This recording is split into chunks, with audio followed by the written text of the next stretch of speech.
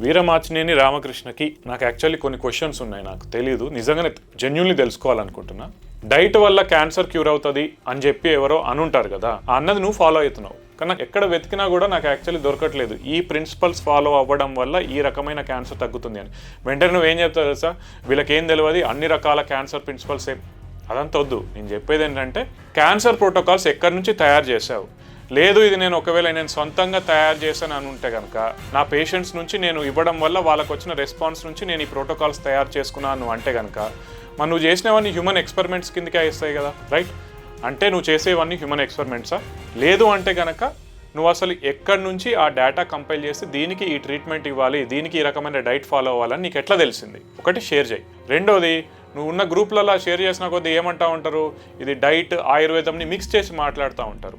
నువ్వు డైటీషియన్వా లేదా ఆయుర్వేదిక్ స్పెషలిస్ట్వా? ఒకవేళ కనుక ఆయుర్వేదిక్ స్పెషలిస్ట్ అయితే కనుక నీకు అసలు ఏ బాడీ అథారిటీ ఇచ్చింది నీకు ఆయుర్వేదం ఫాలో అయ్యేందుకు? లేదు ఎప్పటి నుంచో వస్తున్న దాన్ని ఫాలో అయ్యేందుకు నాకు ఎవరు అవసరం లేదనుకుంటే అది మీ కర్మ అనుకోండి.